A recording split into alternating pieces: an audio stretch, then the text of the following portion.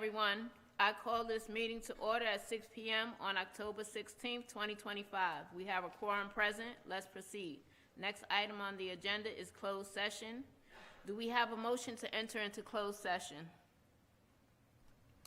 In accordance with the 2.2-3711 of the Code of Virginia, I move that the Franklin City School Board enter into a closed session to discuss and evaluate matters related to a non-resident student, governor school tuition, new hires, supplemental employment, promotions, resignations, terminations, staff disciplinary recommendation, and board clerk position pursuant to the Virginia Code Section 2.2-3711, Alpha 1 and 2. Do we have a second?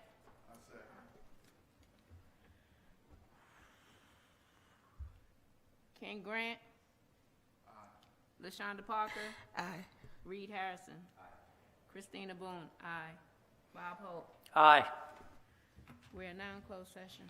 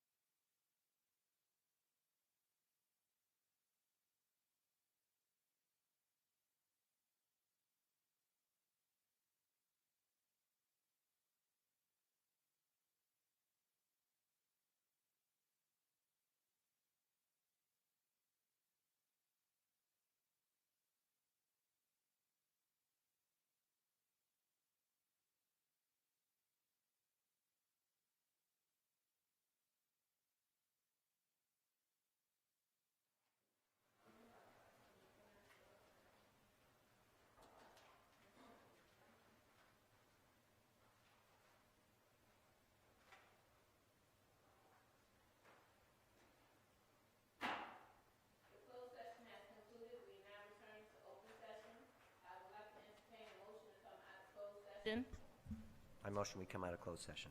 Second. Any discussion? Kent? Ms. Parker? Aye.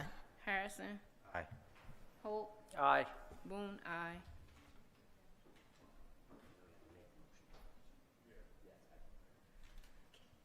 Now is, do we have a motion to approve the agenda? Isn't that next? Yes.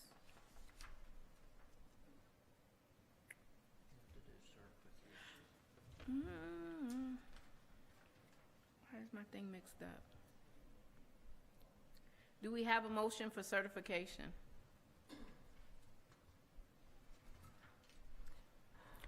Whereas the Franklin City School Board has convened a closed session meeting on this date pursuant to an affirmative recorded vote in accordance with the provision of the Virginia Freedom of Information Act, and whereas Section 2.2-3712-D of the Code of Virginia requires a certification by this school board that such closed meeting was conducted in conformity with Virginia law.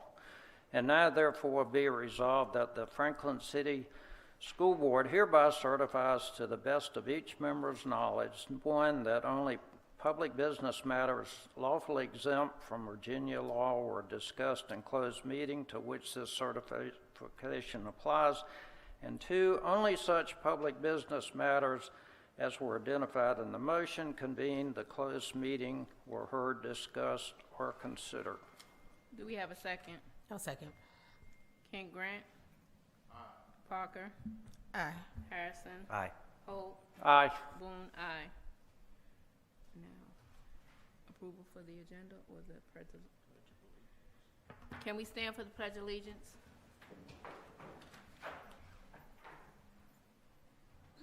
I pledge allegiance to the flag of the United States of America and to the republic for which it stands, one nation, under God, indivisible, with liberty and justice for all.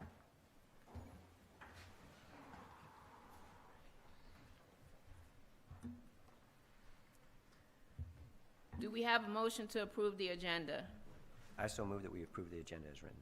Do we have a second? Second. King?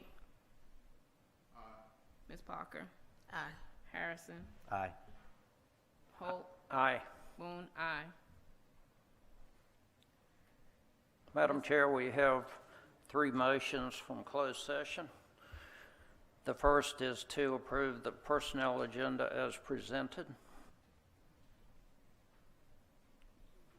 Do we have a motion to approve? I make a motion to approve the personnel agenda as presented. Second it. Oh, Mr. Grant?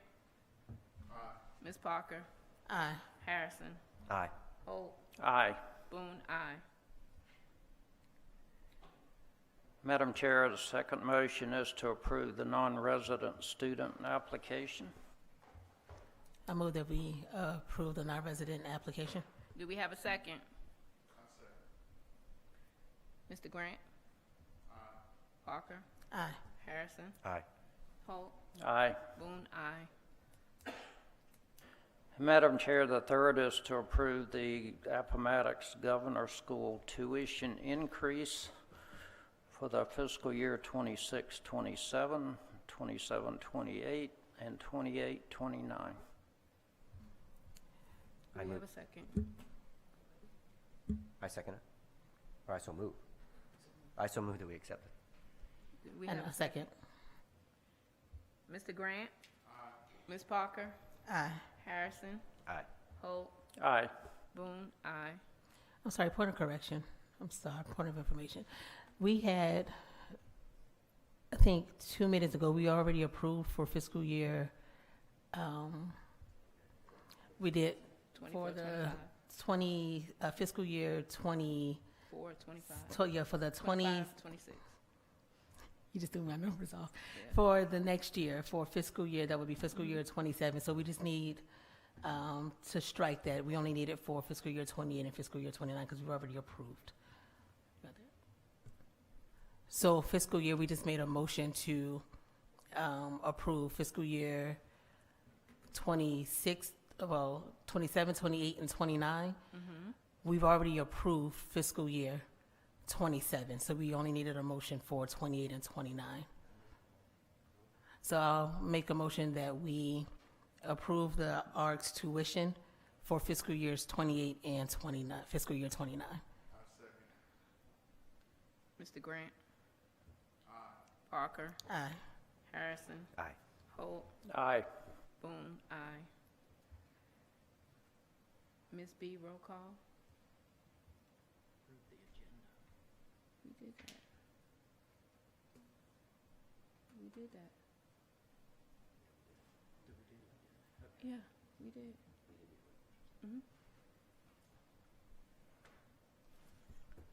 Good evening. Mr. Grant? Ms. Parker? Here. Dr. Harrison? Present. Ms. Boone? Here. Mr. Holt? Present. Ms. Bailey? And Dr. Carter? Here. And now it's the superintendent's report.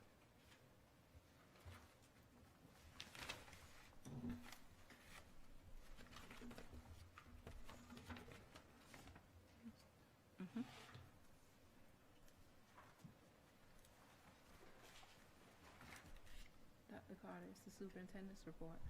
Madam Chair, you want to do the consent agenda?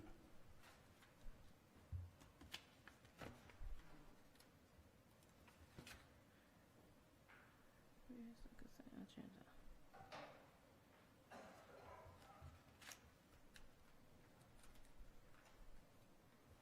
Open session.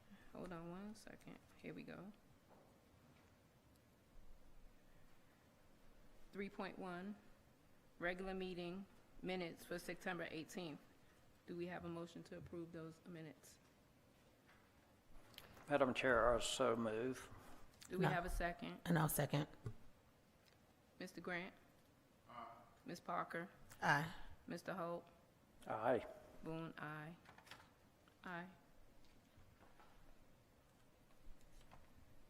2.3, work session meeting, minutes for October 2nd is the first reading.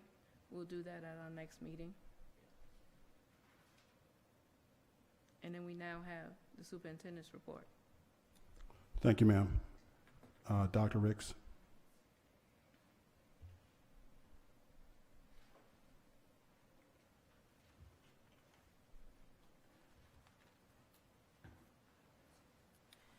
All right, good evening, everyone. Good evening. I will be giving a quick review of the Parent Advisory Committee and also our update so far with the Student Advisory Committee. All right, so we had our first Superintendent's Parent Advisory Committee held on October the 14th, 2025. And you can see some of the topics. Just want to share with you some of the things that we discussed with our family and also part of our student service staff who attended. We, of course, had our welcome meet and greet, went over some different protocols, discussed SOL data, talked about different calendar events where they can be interactive with our schools throughout the year. We talked about joining our current PTA as well, and that will lead to turkey drive baskets that's being prepared and being donated to our division, over 200 or more turkey baskets, full of baskets, but one of those conditions is joining the PTA.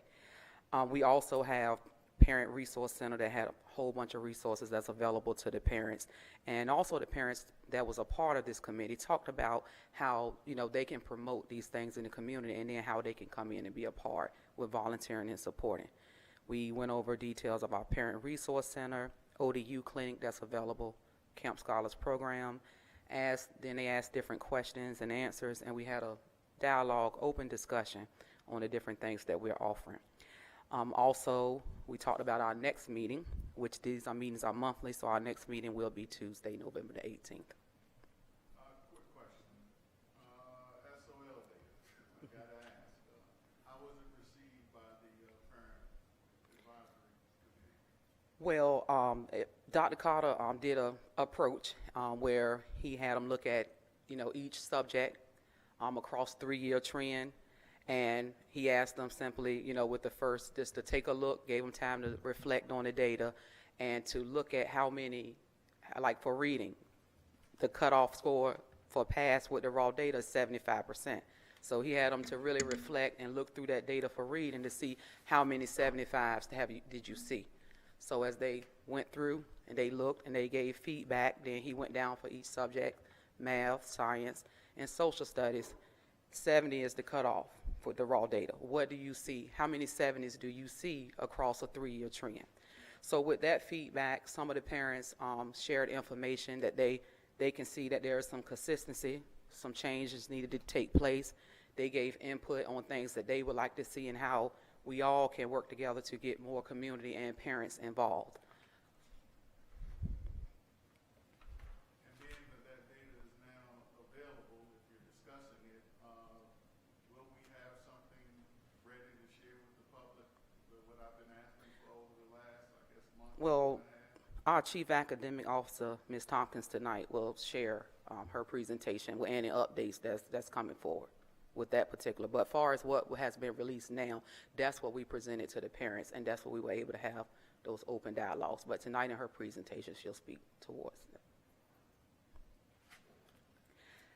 All right, so, and also we're preparing for the Student Advisory Council.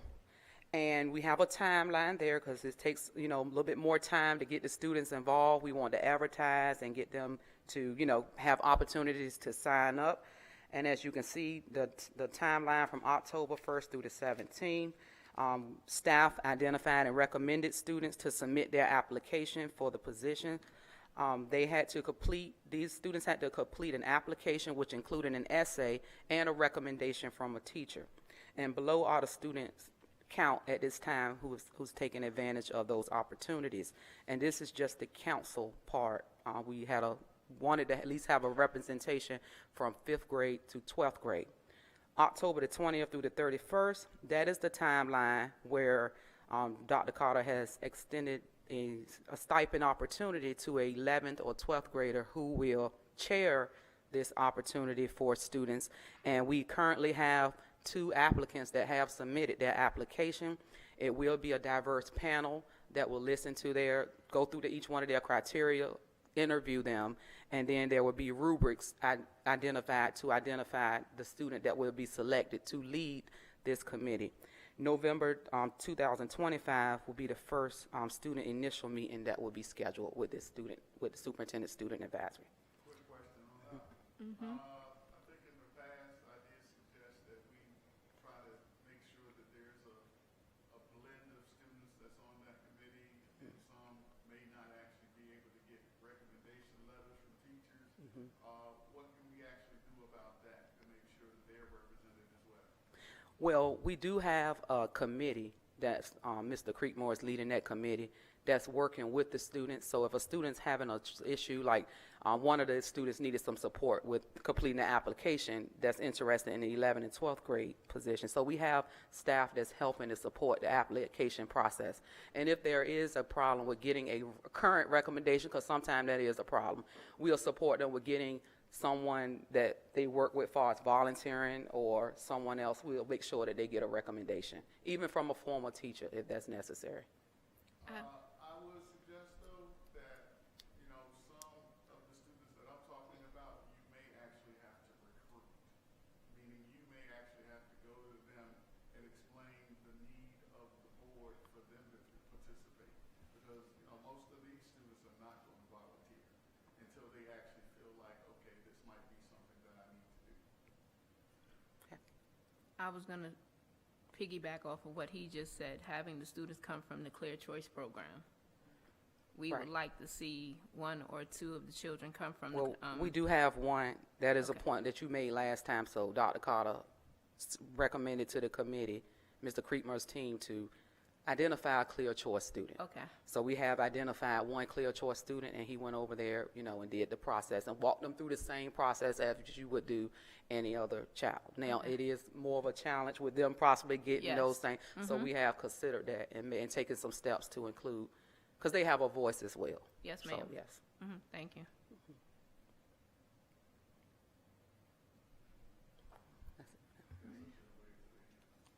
No, it's all right. All right.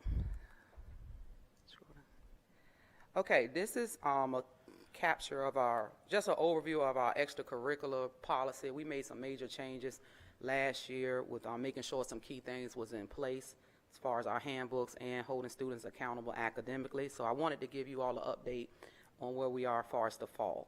So just to recapture, students with a GPA of a 2.3 or 2.0 will be placed on an academic plan of support, and they are required to attend after-school tutoring. So that academic plan of support will deal with whatever deficiencies they're having in their academics, and it also can deal with social emotional learning if that's needed for that particular student. Students who fall under 2.0 will be placed on a waiver, and they are also required to attend after-school tutoring. Waivers only apply to students that are in 9th through 12th grade, but 7th and 8th graders will have an academic plan of success to support their academics. So as you can see right here, this is just, like I said, updates for the fall, and we'll do an update in the winter, and we'll do an update in the spring so that you can see how this is broken down. Students enrolled in fall sports, we have a total of 117. Right now, 45 have mandatory tutoring. 12 of those students are on academic plans of success, and 10 of those students are receiving a waiver. That is, either they get the principal waiver, the scholastics waiver, through the Virginia High School Social Leave. So they may not be meeting the GPA requirements at the time, but they're offered a waiver for a semester, and that's monitored. But all 9th graders who are participating, this is one requirement that the high school made, that all 9th graders starting in the 9th grade with VHS Cell Sports have to participate in mandatory tutoring. That's why you see that number that's there, 45. But all programs are required to have a 30 minutes of a study hall built in.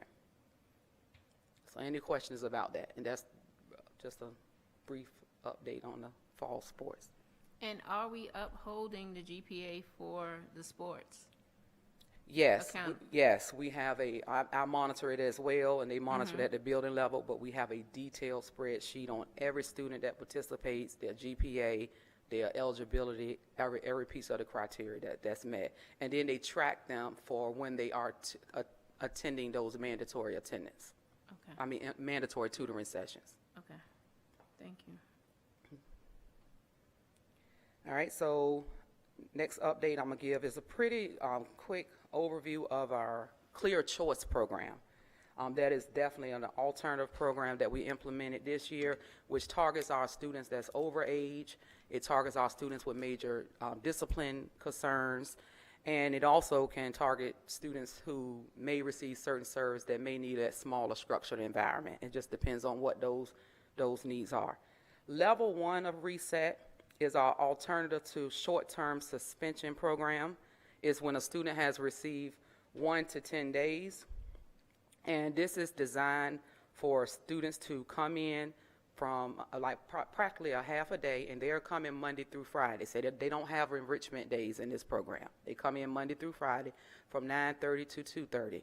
And this is for K through 12. So we have a facilitator, which most of the time in first level 2 or 3 offenses, we encourage the Reset program because that gives them a chance to turn around their behaviors in a school setting versus being out home suspended. So that's level 1.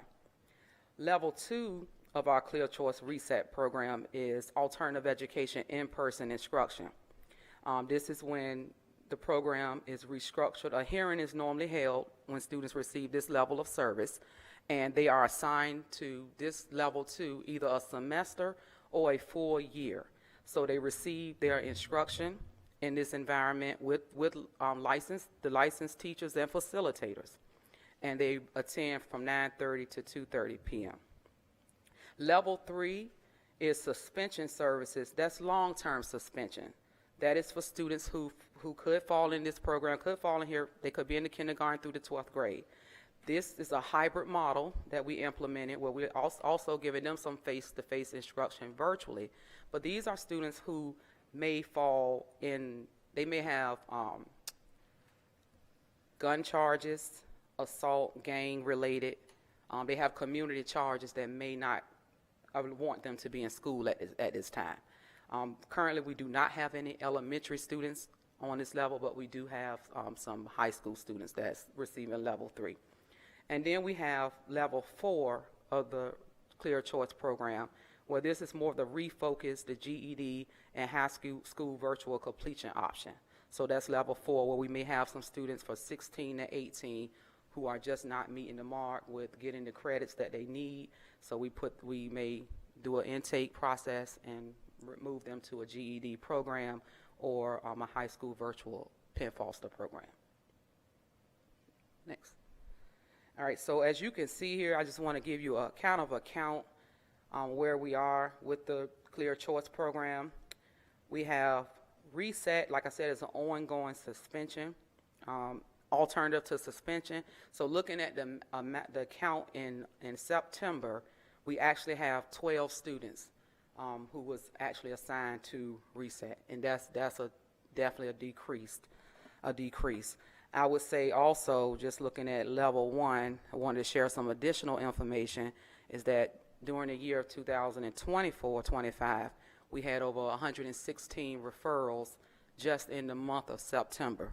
That number have declined to 84, which we still have work to do, but that is definitely a significant decline. And we've had a decline in fighting to include we're not having the same kids fighting 1 week and then coming back and fighting again the next week and the next week. So we have seen with the pattern this year that when we do have fights, it's normally one time so far. I know we just in October, but I'm knock on wood, but I like what we're seeing here with the decline, and we're seeing that we're pushing them to the reset program to get those interventions and support to hopefully not have the same 2 kids coming back and fighting again. So we are seeing some improvement with that. For level 2 reset, again, like I said, it's the alternative ed suspension in-person program. We currently have 20 students enrolled in that program. The suspension services, whether they're at home in a hybrid learning environment because they have certain charges, we have 5 students in that. And for the refocus, the GED, or on the high school virtual completion program, we currently have 8 students. So that's a total of 45 students currently enrolled in our Clear Choice program. What's new academically? We're adding another additional face-to-face instruction for our students that are out of school suspension. And the reason we're doing this is because the state is saying we can no longer have them just go home and just give them a work packet, but they have to, for us to count attendance, we have to give them an option to participate in instruction virtually. So with that being said, this is another component that I've worked with the Clear Choice team to roll this out, and we're rolling this out October the 27th. So as you can see, the timeline where the students will, if they're home suspended, they will be able to participate in live virtual instruction face-to-face with the teachers. The timeline is from 9:45 to 1:30. And as you can see, these are the subjects here that's going to be offered with this particular component, and we even have a social emotional learning session built in that. So if a student is suspended, the dean will have this to send home with the child, and the child can log in and receive their instruction. What's also new with Clear Choice, as we continue to dive into the needs and we see the vaping choices that some of our students are making, the poor decision making, and just following, we have implemented the Youth Violence and Substance Abuse Program. And this is a face-to-face social and emotional learning support that's connecting teens in the community, helping the students with confidence skills, coping skills, and making a difference to kind of turn away from being with violence and substance abuse. The timeline for this program will be Mondays from 3:30 to 4:30. It is a 10-week program, and the projected start date, this will actually start on Monday. And this is a partnership with Western Tidewater and their specialists who will come in with our families and with our students. As you can see, I just gave a snapshot of the curriculum format. Youth will meet with the specialists, and they will have youth activities and have those open discussions using core life skill training topics for 45 minutes. Then the parents come in the last 15 minutes to join the group, and then they do a family closeout with a family activity. So that's, Is that program housed at the school? it will be housed, yes, it will be housed at our Clear Choice program is Mod B behind the elementary school. So yes, it will be housed there. And that's just not for Clear Choice students. That's open for any Franklin City Public School student. I have another question for that. So it's a 10-week program.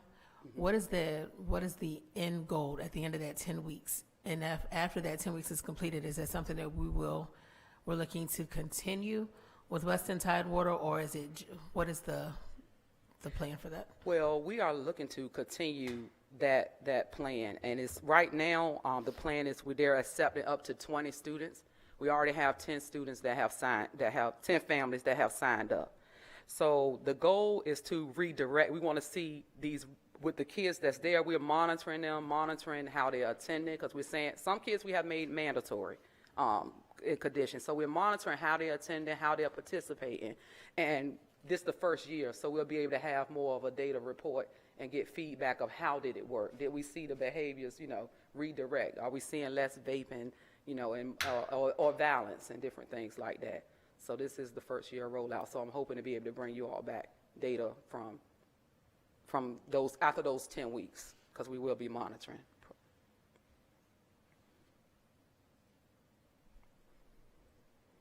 All right. I think I'm almost done. All right. So I'm going to Wellness Challenge, and I left the flyers on my desk for each one of you all, but I do have a flyer for you all. The purpose, Dr. Carter's also implementing Franklin City Public Schools Wellness Challenge, and this is open to all staff, and you all as well if you would like to join. But this is, again, a division-wide wellness incentive. Is meant to pretty much support our staff with improving physical, mental health, just supporting colleagues to make healthier choices, set and track personal wellness goals. We're going to have some little incentives tied to it. And also we have incorporated the Governor's Physical Activity Award program. So I'll just give you a little bit of information there. ODU Health Clinic has partnered with us, and they will be offering health screenings and information. And they will also be incorporating health classes 4 times throughout the year. So they have partnered with us from 4:30 to 4:30 to 5:15. And they will have screenings with like different vital signs, personal goals, as you can see there, different stress management, tracking tools, and monitoring. So they will be they have partnered with us with this initiative. Then we will transition into cafeteria, at J.P. King, where we will have a fitness class once a week on those Wednesdays, and that will follow the screening process from 5:30 to 6:30. And then we have incorporated the Governor's Challenge, which is ongoing. The governor has submitted a form where our staff can track their own wellness activities and submit their form to me by April the 1st. And then we'll submit it to the governor's office, and they'll receive an award for that. So again, join us. Kickoff is Wednesday, 10/29. And again, those were some things that I just mentioned about joining us. And we do have our flyers available to our staff. We have released flyers to all staff who have begun to sign up. All right. And that's it. Thank you. I think the last one's Broncos. Yes. All right. And do not forget that homecoming is this Friday. We still have our FHS Go Cashless. We've been advertising our flyers out, and we look forward to a great football game on Friday. Thank you. Thank you. Dr. Minor.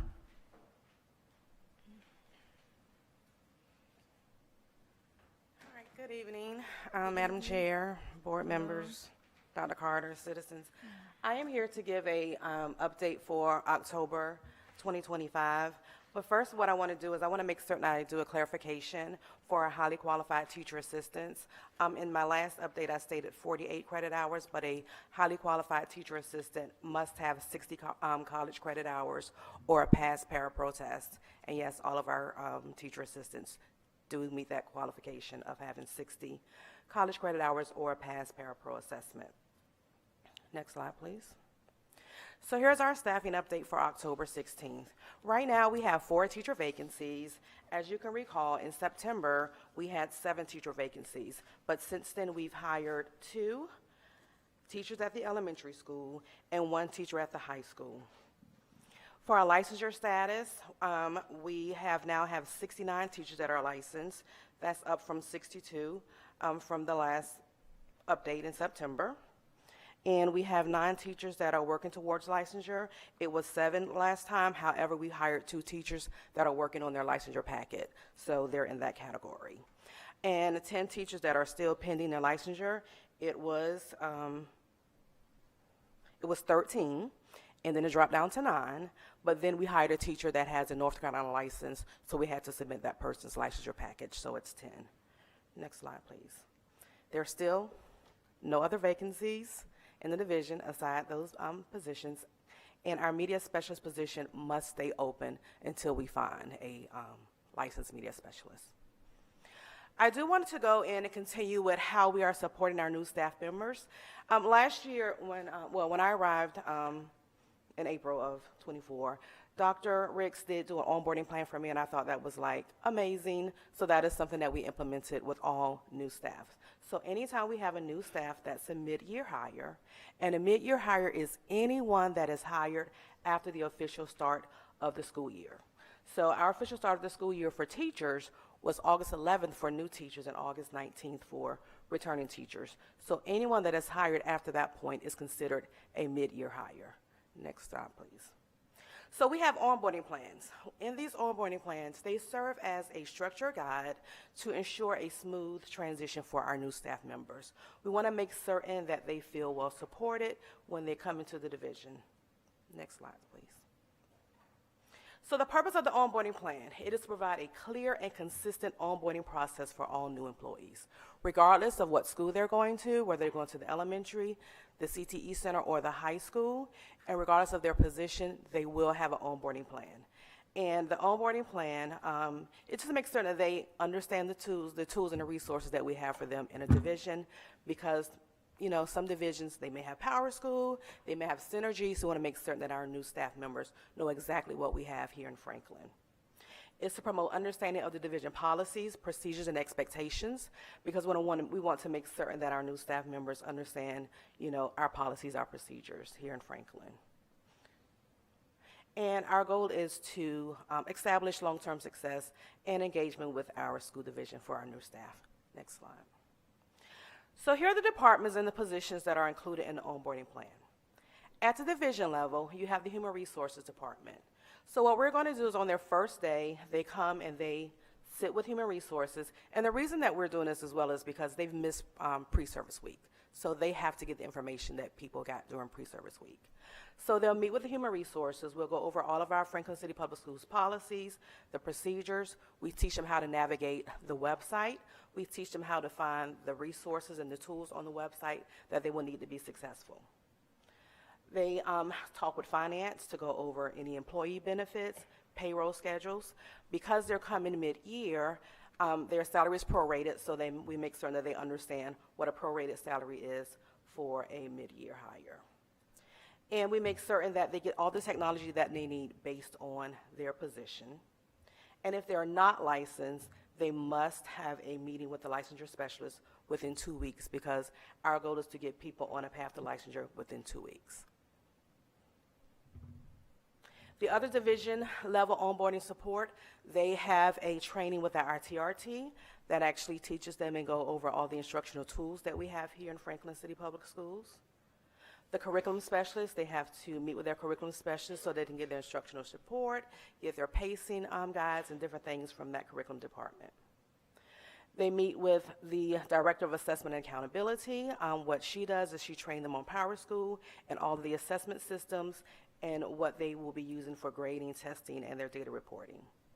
And they have to check in and meet with a mentor within 7 days. She's part-time, so she may not be here, so they have 7 days to check in and meet with the mentor. The school level support, they have to check in and meet with the school secretary so that they can understand and learn the building procedures, daily operations, timekeeping, how to clock in, how to request leave, anything that's school specific, because not all schools are the same. They must meet with their administrators so they can go over their expectations, evaluations plans, their goals, the school goals, to discuss instructional priorities. So they're going to meet with their administrators as well. And they will also meet with their grade level and department chair, depending on what school they're in. So our main focus with the onboarding plan is to strengthen our relationships with our new staff, and we want to make certain that everyone gets their licensure support. And we also want to make certain that every new staff member is fully equipped, connected, and in compliance with VDOE expectations, policies, and procedures. And ultimately, we want to improve retention and readiness across all the schools. So that's what our onboarding plan looks like. Any questions? And for the onboarding plan, it's in a Google Drive. Everyone that is responsible for a task, that is shared with them, and they have to actually date and sign off that they have completed their task for us.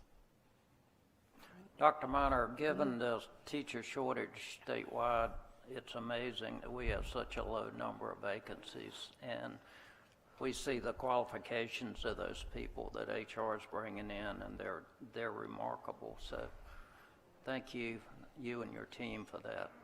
Thank you. We're trying really hard, and I will tell you that iTeach has been a big part of that. And we are getting licensed teachers in, and when people transfer or relocate, our goal is if they put in the application, we try to connect with them within 3 days. Okay. Any questions? Thank you. Thank you. Ms. Tompkins. The numbers lady. Good afternoon, or excuse me, good evening to our school board members, our community, and all those assembled here.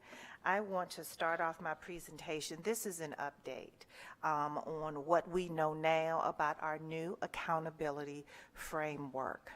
On September the 4th, which was 1 week after school began, the pass rate, that is all that the state has published publicly, was presented to the board at that time.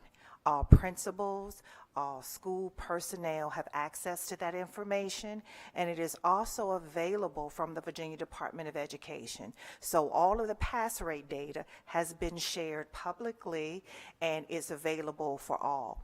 At this point, the State Board of Education is still determining how we're going to move forward with accountability, with growth, and all those other measures. So they will vote on October the 20th. Well, I won't say they will vote. I said they will meet October 22nd and 23rd to determine the next phase of this accountability. And I'll talk a little bit more about that as we go through this presentation. So this framework, at this point, all schools in Virginia now will have 3 designations. They will have an accreditation designation. Either you will be fully accredited, conditionally accredited, or accreditation denied. For the 24-25, we will not have any schools in the accreditation denied category. So schools that did not get the performance to be an on-track school will be conditionally accredited. Your next marker will be your framework score, and you'll see how the score is determined in my next slide. And then you will have what's called a performance category. So you will be distinguished, on track, off track, or needs intensive support. And I have also presented that information. This is a slide that I also presented on the 4th. Schools that have 90 points or above will be considered distinguished. Schools that have 80 points to 89 are on track. 65 to 79 off track, and any school that have 65 points or below 65 will be considered schools that need intensive support. At this time, the only thing that is available publicly are your pass rates, nothing more. Everything else is still within the Virginia Department of Education and is not allowed to be released for public consumption. So, at this point, here's our all student category. That means all students from grade 3 through grade 11 and any student who needed a verified credit or any student that took a reading SOL assessment. This is their pass rate for the past 3 years. As you can see, we had 43%, and this is every student who took a reading assessment, which is the reading component only. For the writing component, we had 40% pass rate. History and social sciences, so that could be World History 1, World History 2, U.S. and Virginia history, we had 47% of those students that passed. Mathematics, 29%, and science, 40%. This number does not include growth. This is only students who got a 400 or better. That's included. If they did not get a 400, they're not included in this pass rate as a pass. So, the Virginia Department, the State Board of Education has already voted for the new cut scores. So as you can see here, in order for a third grader in reading to be considered proficient, instead of the pass rate or the scale score being 400, the student, in order to pass the reading SOL, must score 444. And as you can see, that's a long way from 400. So the schools across the state of Virginia are going to have a lot of work to do to get our students to meet this proficiency designation. And as you can see, in order to graduate, if you are taking English reading in the 11th grade, you have to make a 479. This year, students who are current seniors who will be taking their SOL using the 2016 mathematics standards or the 2017 reading standards will not have to use this particular cut score. Their cut score will remain at 400. Quick question. Sure. I'm just trying to get some clarification on this. I do appreciate what you're saying. You're basically saying, moving forward, this is the way we're going to have to, I guess, evaluate the test scores. But are you saying that was for also 24-25 school year? It is for 25-26, this current school year. Mm-hmm. So with the 24-25 school, Mm-hmm. still looking for some clarity on that. Meaning, at the end of the day, did we improve over those last 3 years? As you can see, we had some areas where we did improve. We also had some areas where we did not improve. So in the presentation that I did on the 4th, those that were highlighted in green showed where there were areas that improved over last year's performance. So there were places where we improved. There were places where we did not. If you could go back one slide for me, Ms. B. As you can see, in English writing, if you can take a look, it's 47%. So there is some improvement there. We went up in history to 47%. We went up in science to 40%. But we went down in some of those other areas like math and reading. So there has been some improvement along the way. Okay, but these test scores are like with us, with ourselves. But ranking as far as in the state, and I know that, you guys gave more than enough information when that information came out that you said that the Department of Education didn't put out. Correct. gave us detailed information. Correct. But yet, when it does come to our ranking with the rest of the state, I'm saying, are you saying that these scores are comparable to what the rest of the state is doing? Are you saying that they are above it? Or are you saying that they still may be lower than what the average is happening in the state? Well, I don't have how everyone else is doing across the state, but if you look at the Virginia Department of Education, it compares our particular, what our student, how they performed and how they measured against the state. And we have some work to do.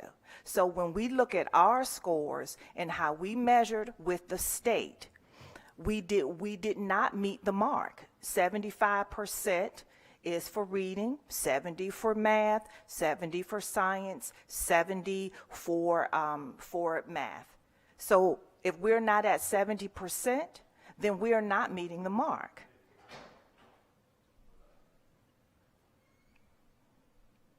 So as we continue to move forward with our new cut scores, what the Virginia State Board of Education will have to do next week is to determine if we are going to use what is called a 4-year phased-in model, which means if you take a look at the scores, you will see that a 418 would be considered moving towards proficiency.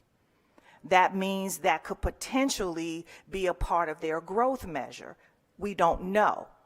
However, 444 is still the cut score for proficiency for 3rd grade. So what you see here is how they will consider whether or not you're making progress. It's no longer 400.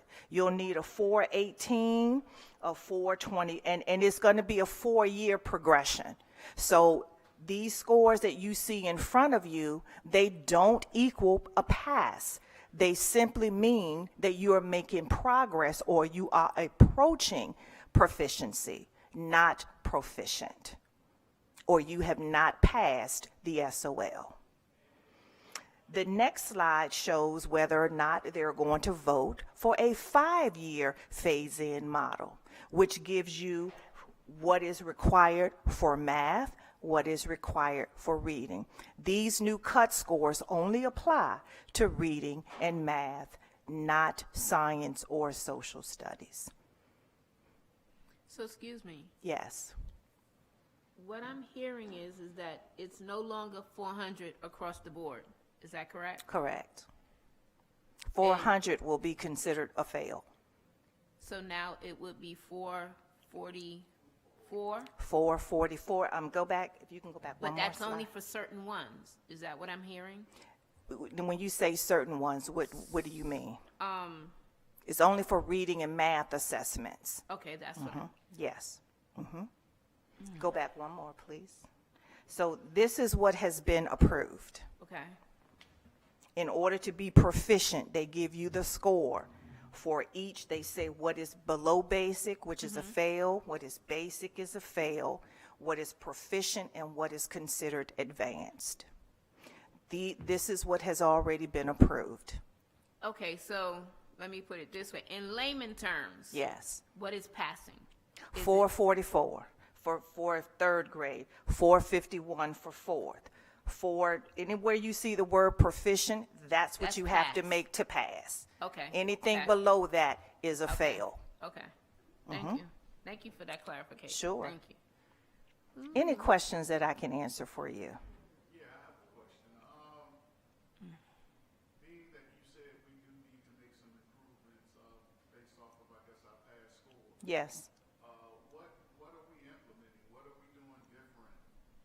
Because now you're saying that we have to actually even score higher, our students have to score higher. So Yes. what are we actually doing different to kind of counter, the past scores and, and hopefully leapfrog where they're supposed to be proficient and get them to actually the next category, which is even better than just being proficient? Yes. So one of the things that we're doing is having a focused enrichment Fridays. So we're focusing on 7th and 8th at the high school. Students in grades 9 through 12 who need a verified credit or need extra support, they will have tutoring that started on Tuesday, every Tuesday and Thursday after school until 5 p.m. from now until the rest of the year. That's something different. So they get tutoring anytime they need it, because we have 4 folks that are dedicated to coming every Tuesday and Thursday for math, for English, for reading, and for science. So students who need that help, they can get that help. We're also offering, of course, Enrichment Fridays. We have our Tutors to Teachers program that are Tuesdays and Thursdays for those focused students in 3rd and 4th grade, where we saw the greatest gaps in terms of their performance across the board. So we have implemented some more tutoring programs. We have tutoring within the schools. We also have, for our reading students, every student who did not make the proficiency or at least showed the progress that was required for our VALS tutors, which is our literacy program.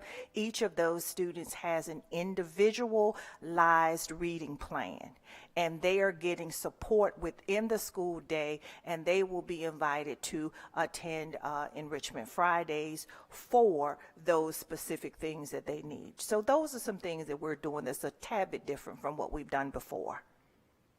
Has there been anything implemented to kind of like encourage the parents to, be an active part of helping the student, do their part at home and, where we can't actually be at all the time? Is there The only, I don't know specifically because that's Dr. Ricks's area, but I will defer to Dr. Carter to answer that question more I'm specifically. glad you segued into that, Mr. Grant. We were discussing on Tuesday night parent conference, our superintendent advisory, and first thing we struggle with is when before they even enter preschool, they're already behind. The second thing we struggle with is actually kids coming to school at all. And we are trying to reduce our chronic absenteeism, because what we're seeing is that 2 years ago, give you an example, 50% of the students missed more than 16 days of school. And a lot of it happened in the elementary level. And so the parents were astonished, and we were talking about, can you help us, or can you strategize and work with us? First of all, let's just start with the basics. Getting the students to school, getting them on time, getting them there every day, and then having them stay the whole day. You wouldn't believe it. If we can just get that one thing done, we would make a tremendous leap, because in order to educate, they have to be in school. And so we have to work with the parents and have them understand the value of being in school every day, unless they're sick, stay the whole day. And with that, we'll make a tremendous difference. So we are working very hard. Parents decided they would volunteer and come up with incentives so that the kids would stay the entire day. And some of our parent advisory committee members are going to work with us to help with those kids who have chronic absenteeism problems with the parents. So that's just to give you an example of what is different. Now, we've worked very hard from coming down from 50% to 25%, but that's not enough. We need to get down to 10%. We need to keep ticking it down. So, as the old adage says, it takes a village. It's not just the school system. Step one, get the kids to school and have the kids stay at school all day. So that's going to be a major focus of our strategic plan and our strategic parent supervisory committee, is to work with those parents to get their kids to school. I appreciate you making those comments, and I'm happy that we are starting to do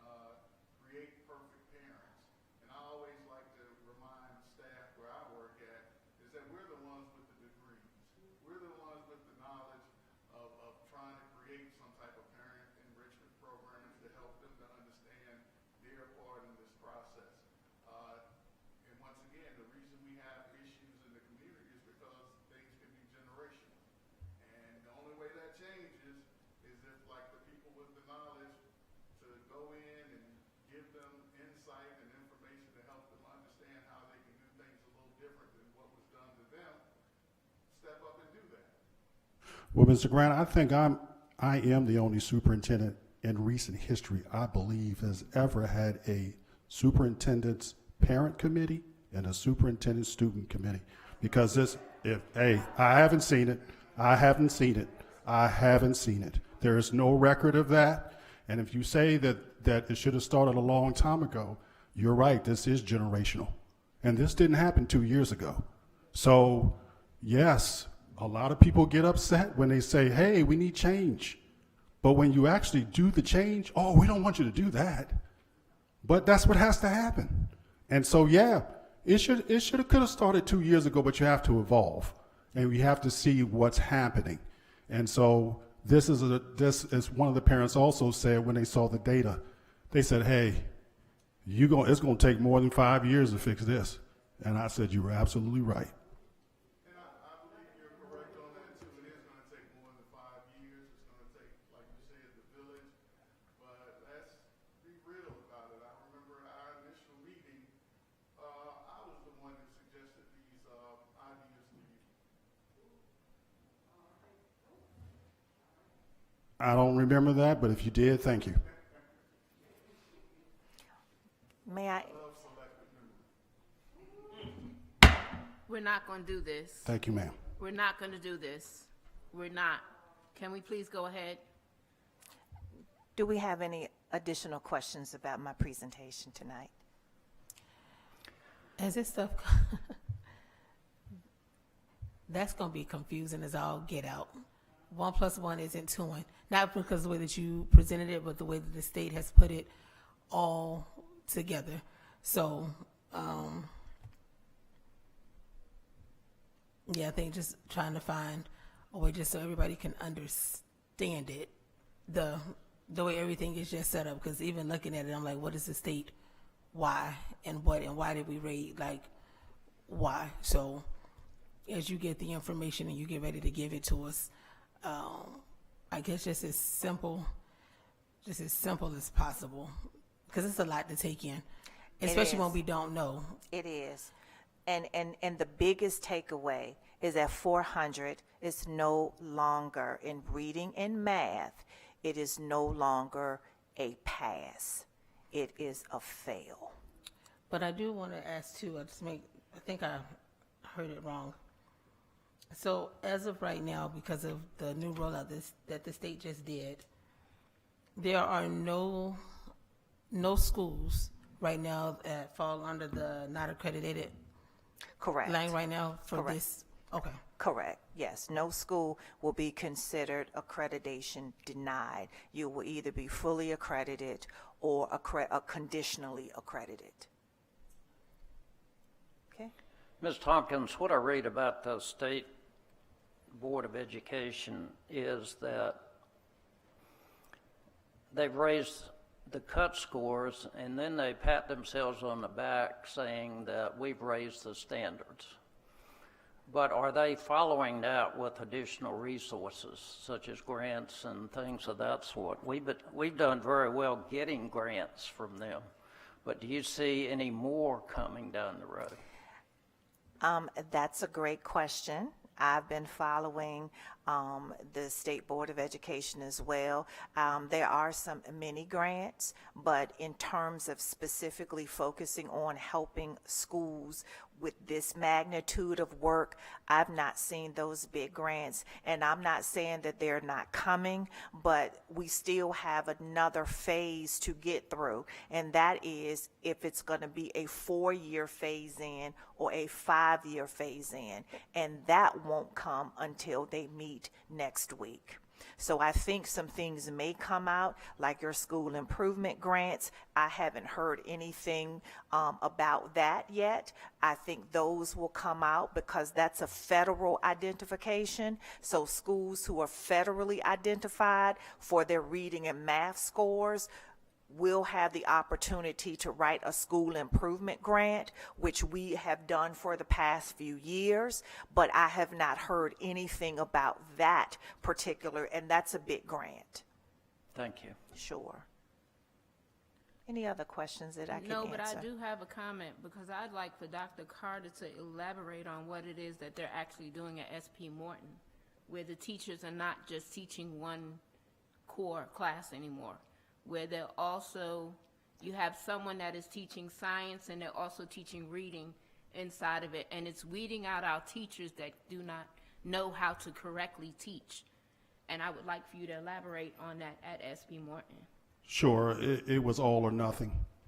So now you have teachers. You want to also elaborate on it, Ms. Tompkins. Okay. Now you have I see. teachers that that the principal has now designated to now teach different. So it's not one person teaching fourth grade math. There is several teachers teaching. So now we're able to see who is struggling data-wise, and so that if you have a good teacher, it's wonderful. If you have a bad teacher, everything tanks.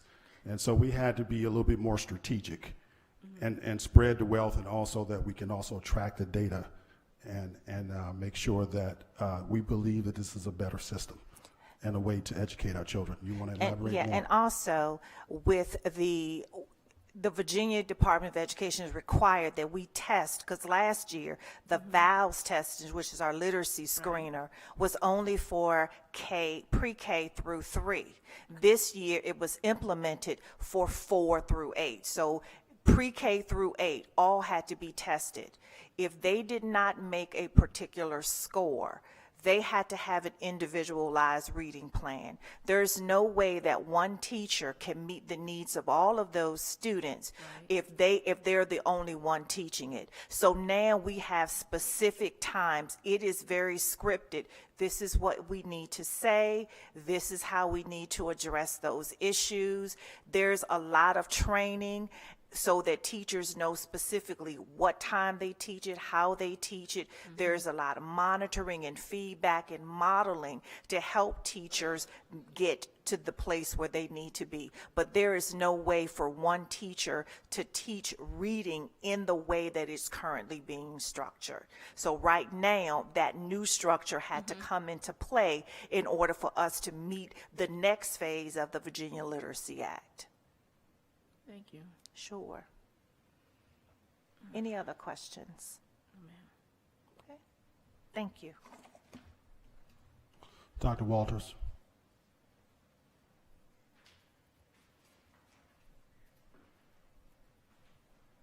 Good evening, Madam Chair, members of the board, Good Dr. evening, Carter. Dr. Walters. This evening, I've got 2 updates for you, and then there's one action item for the board to consider.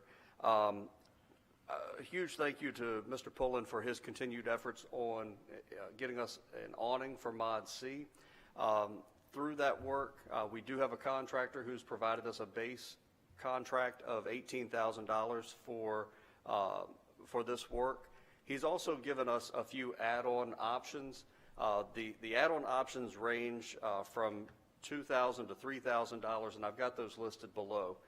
In conversation with Mr. Pullen, we are looking to include the first add-on option, which would be to add white metal wrap on the outside and bottoms of the beams, just to help make sure that this lasts just a little bit longer.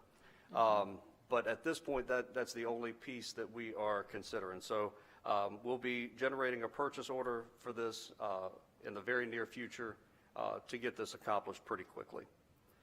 Next slide, please. Also want to provide just a quick update on our Safe Driver 360. We had a little bit of a delay in getting this rolled out. Our transportation team experienced a loss in their family. But as of October 15th, we do have 86 families who have signed up to receive these updates and to be able to track their students on the bus routes. We are working with transportation and the front office in the schools to help navigate families through this registration process. One of the obstacles that we have seen is that either the phone numbers that we're receiving from families or their email addresses are not functioning, and we need for one of those pieces to be operational. So trying to make sure that we have as up-to-date information as possible. This helps in several different places because it also ensures that we have up-to-date phone numbers for reaching families in the event of an emergency. We're able to update that in our power school system as well. So we're going to continue our work on that, but just wanted to be sure to provide the board an update. The one request that I have for the board, we are seeking permission to dispose of some nutrition equipment that is no longer used. I have put asterisks by the deep fryers that I think we stopped using when I was in school. So these are pieces that we've had for quite a while. We're not using those. My recommendation is that we collaborate with the maintenance team to have these materials either scrapped or recycled, and the funds, because they were purchased by the nutrition department, would be going back to the nutrition department. So if the board would entertain a motion on that, I would be very appreciative. Do we have a motion to dispose of the following equipment from the nutrition department? So moved. Do we have a second? I'll second. Mr. Grant? Aye. Parker? Aye. Holt? Aye. Boone? Aye. You have it. Thank you. You're Any welcome. questions for me this evening? Fantastic. Have a nice evening. You do the same. Ms. Morrison.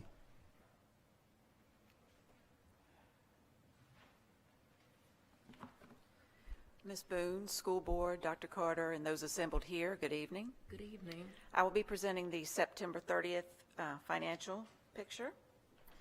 And I'll start off with our general fund. As you can see, we've collected 23% of our revenues, and we've spent 25% of our expenditures. As we've talked about, the state revenue doesn't start to come in. Some of it doesn't start to come in until January. Yet we have costs that we have to incur prior to that funding coming in order to start a school year. We did have some non-recurring expenses, such as the annual contract starting. Insurance premiums had to be paid. We redid the gym floors. We had to buy Chromebooks. And so those things have hit in advance of the funding. These are our self-sustaining funds. The textbook fund, we are starting to spend that now based on changing curriculum. And in the nutrition fund, they are operating at a small surplus. Actually, we have more in the bank than VDOE says that we should have, so they will have a spending plan to reduce that fund balance. And we will have some carry-forward funds that we can bring forward from last year.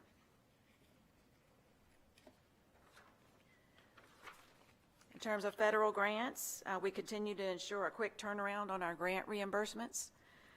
We have received $217,000 in October so far towards these expenditures. I continue to be encouraged by my interactions with the city's new finance director. Since 24 is closed out, we are going to now begin working on reconciling fiscal year 25 with the city's records.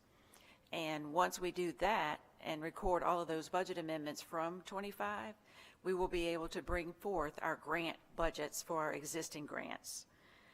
The $1.3 million is just there as a placeholder because that represents all of the money we're going to get for new grants for year 25 and 26. That's it.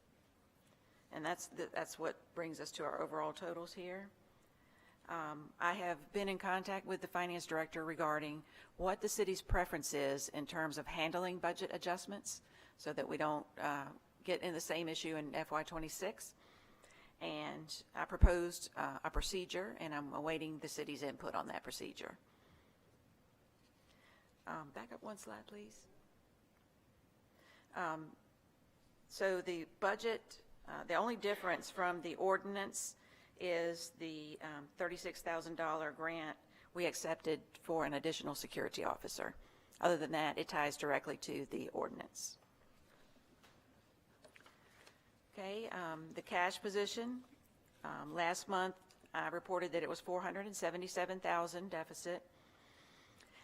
In the month of September, we added to that by $232,000. However, when you get to the vouchers, you'll see that we've had a lot of grant money spending down, and we've had dual enrollment paid. And if we hadn't had those outliers, then we would not have been in a September deficit.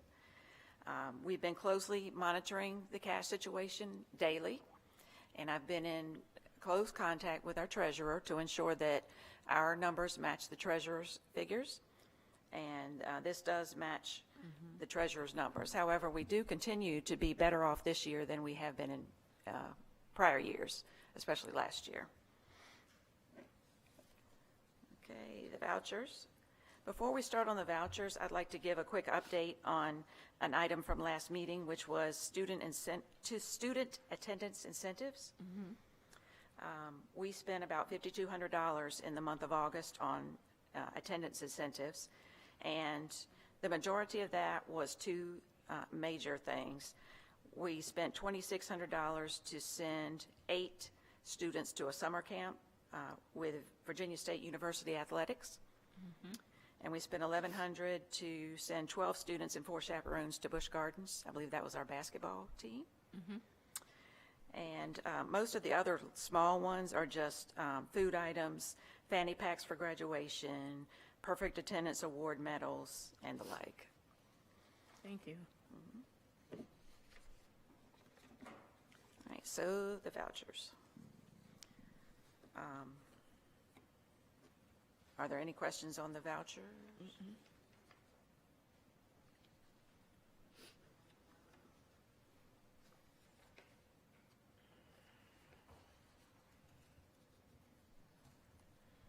Ms. Morrison, I do have a question though, but it's not necessarily about the voucher. Okay. What was the proposal that you made to the city for the process? Well, we know that budget amendments need to be approved by the school board and then approved by the city council. So what I'm proposing that we do is, once the school board has approved a budget amendment, record it in our books as a pending city council approval amendment. So therefore, our grant managers will know what their grant balance is, and we will have a good actual versus budget comparison for our cost center managers to manage their budgets. And then once they are approved by the city council, they would be converted to actual approved amendments. Okay, so pretty much everything is just another paper trail. So if they deny it or whatnot, we go from pending to denial or whatever it is, and it gets Yes. moved accordingly.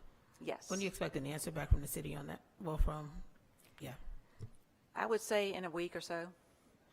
They are very busy catching up with a backlog on all of the city side, as well as the schools. So I believe he's been doing a great job so far getting caught up. Thank you, ma'am. Okay. This is a second read of the policy proposed for accepting money at sporting events. If anyone has any questions, I would like to request the board approve this policy.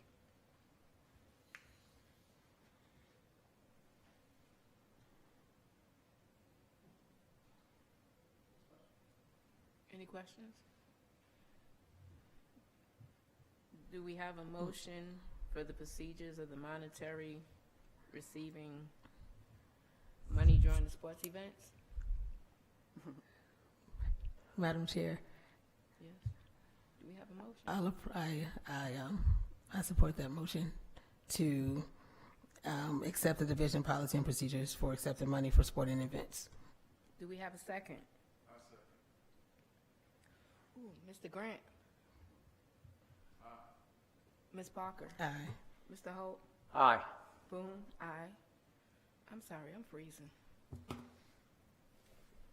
The last thing I have this evening is a proposed budget adjustment. This would be to accept a security equipment grant that we've received. We were awarded $195,200 of school security grant funds for the 26th year. We indicated plans to use these funds on several security measures, such as additional security cameras, window security film, expanding and improving the bus GPS tracking systems, covering a few additional doors with access control badge reader systems, improving building entrances to promote security, and adding vape sensors and air quality monitoring to the elementary school. There is a 25% required match, and the funds have to be spent by June 30th of 2026. If there are no questions, I would like for the board to approve this budget amendment. Do we have a motion to approve the budget amendment? Madam Chair, I move that we approve Budget Amendment BA 26-003 Security Grant. Do we have a second? I second. Mr. Grant? Aye. Ms. Parker? Aye. Mr. Holt? Aye. Boone, aye. Thank you. Thank you so much.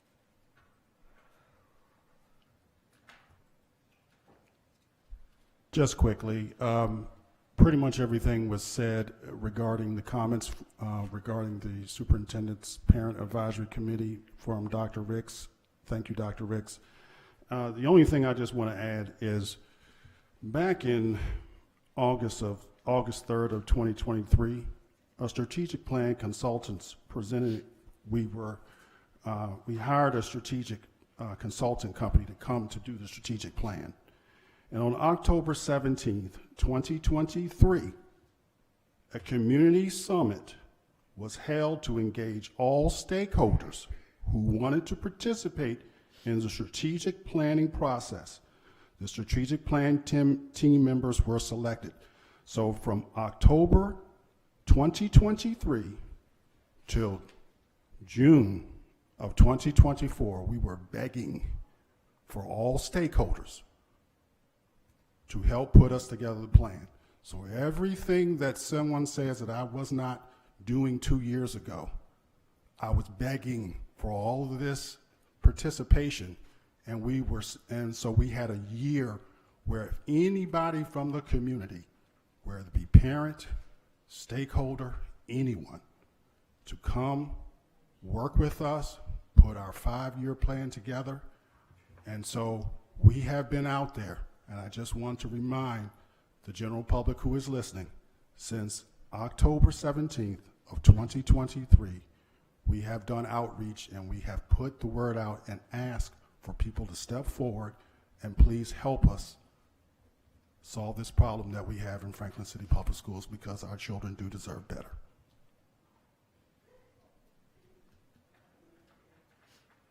Ms. B, do we have anyone signed up for Citizens Time?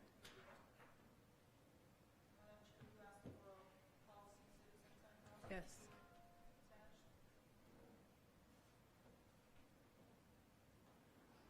Is that your extension, 5901? It's an extension up there. It's a phone number and extension.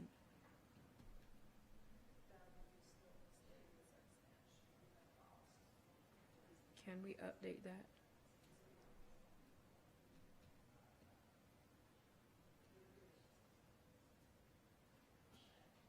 And we're gonna have to come back to that in 2 weeks because Ms. Bailey is not here. And she is the one that requested that.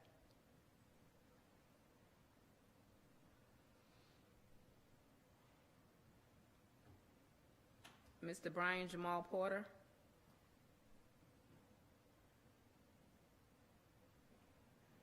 Ms. Pam Lees.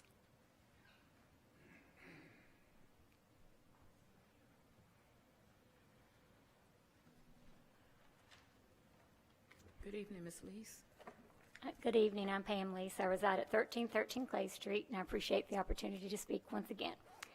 We are now 2 months into the 25-26 school year, and we still haven't received a report on our accreditation status or SOL results. At the last meeting, Dr. Carter, you said the scores were embargoed, yet other school divisions have already shared theirs publicly, so why hasn't Franklin? What are we hiding? Our community deserves honesty and accountability, not excuses. At the end of the first semester last school year, the scores were released immediately, and that report seemed aimed at discrediting Mr. Phelps. Those numbers were inaccurate and misleading. But for the second semester scores, we've waited since June, 5 months, and still nothing. You've had the data, just like all the other school divisions in the state of Virginia. Keeping it from the public does not build trust. Under Mr. Phelps, Franklin High School was fully accredited 10 out of the 12 years. Last year, it was rated on track with a score of 81. Now it's off track. That decline happened under your leadership. And what about SP Morton? Our students deserve better than to struggle in basic reading and math. We're tired of hearing all the distractions, the Pearson Learning Center, the barbering, the cosmetology, the ODU clinic, painting the gym floor. Those things don't matter if our students aren't learning. Academics must be our focus, not public relations. Look at what we've lost. No more building trades, nurses aid program, culinary arts has just a few students and is taught by an unlicensed relative of an administrator. The band program has nearly disappeared. Meanwhile, safety concerns are growing. Fights are being reported at Franklin High, including one on a school bus. Are those incidents being taken seriously and reported to the police? Families will not send their students or their children to schools if they do not feel safe. Our neighbors in Southampton County had the courage to investigate their schools of concerns, finances, academics, and leaderships. It's time for our city to do the same. We, the community, will continue to call for a forensic audit. Finally, how many students are actually enrolled at the CTE program? And how many earned credentials last year? Is truly losing the middle school worth it for a CTE building that sits half empty? Our students, teachers, and community deserve transparency, accountability, and real leadership. We will not be silent, and we will not go away until Franklin City Public Schools turns itself around. Thank you.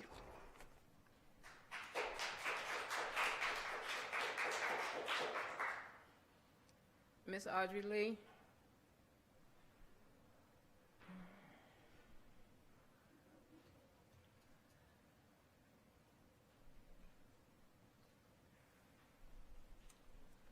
All right, Audrey Lee, 507 Vaughns Lane, Franklin, Virginia.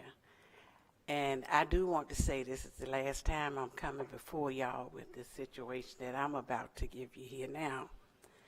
I asked months ago to have a meeting with the school board because of a letter that was given to me in a public place by a sheriff. And it was a threatening letter to me for reasons that were partly fictitious. And also it violated my freedom of speech. And I do not like being swept under the rug. So I'm saying to y'all, Dr. Carter, Christina Boone, I do demand an apology from you two and the others who were involved in the letter that was sent to me, because y'all realize this stuff is being recorded. Do you know I have things in writing? And the public has recordings of everything that was said. I was actually ambushed. That's where I feel. I was ambushed in a superintendent kickoff because I was asked by the board chair to come and speak. I asked her twice in the meeting. But then when I get there, I'm ignored. Dr. Ricks had the mic. I had my hand up in the air. And everybody they ignored me. And when I went up to the front and I said to Dr. Carter, Ricks, and Tompkins, y'all are three ignorant aces. That was my feelings at that point. And I feel like that we need to stop all this doggone feelings mess and begin to look out for these children's education. Dr. Tompkins, all you have to do is tell the community that we all failed 60% of our students, because that's basically what that report is saying. We failed them. So now, like we said, what are we going to do? I asked 2 years ago, I had a meeting with Mr. Holt and Mr. Carter and Dr. Carter, and I asked them about presenting some issues, and I asked them, I said, well, maybe y'all need to put me on parent engagement specialist because I'm in the community. I know these people. I've been here for 70 years. I have built a root in this community, and people know me. So it's nothing. You can't defame me. You can't defame my character. You can't do anything to me. And I would say to y'all better wake up, because I know we can't afford another lawsuit in Franklin.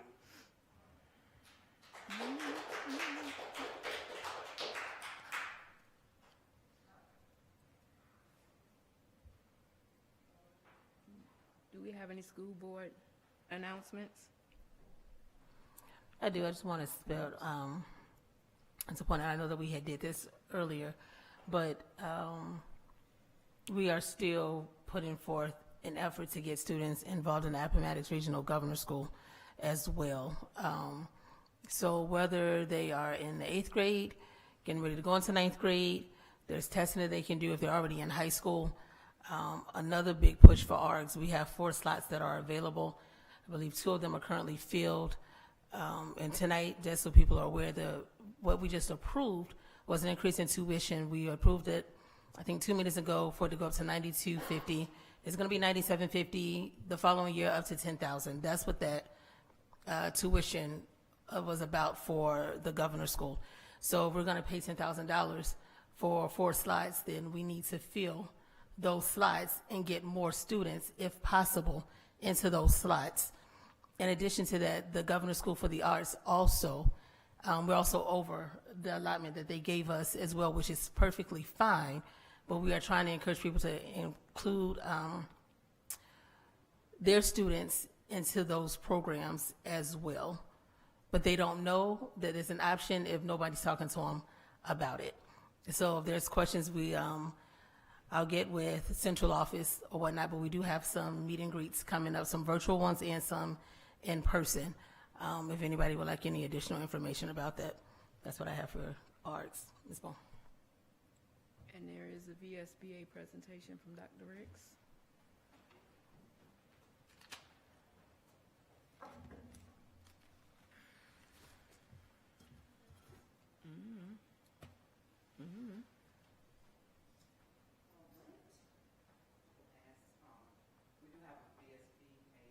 Board presentation tonight, and we have a few awards to give out. So I'm going to ask Mr. Hall to come down first. And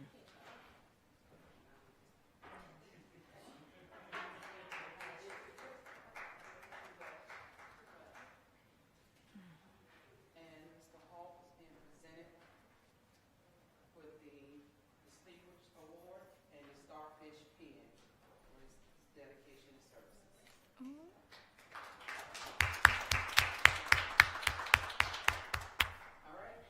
Next, we have Ms. Boone, Christina Boone, our Vice Chair. Come on down.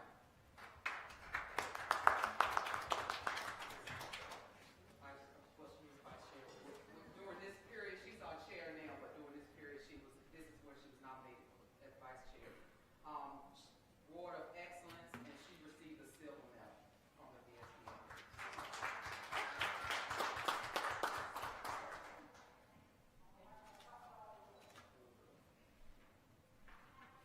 All right, and Ms. Davis is absent, but she also received an award. Ms. Davis represented the clerk from previously. She received the Achievement Award and the Bronze Certificate. So we'll make sure that she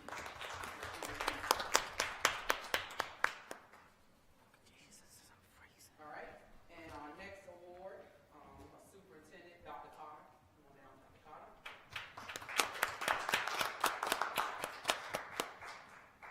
Dr. Carter received the award of recognition from the VSBA.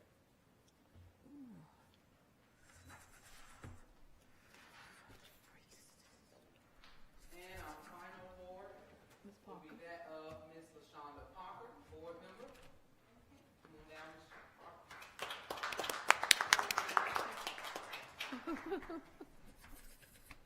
She also received an award of recognition from the VSBA.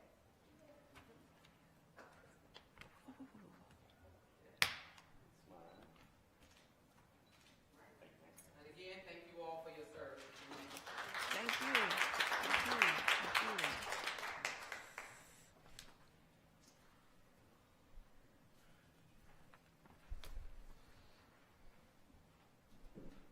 have a motion to adjourn the meeting, this meeting? I move we adjourn. Do we I'll have a second second? Mr. Grant? Parker? Aye. Holt? Aye. Boone, aye.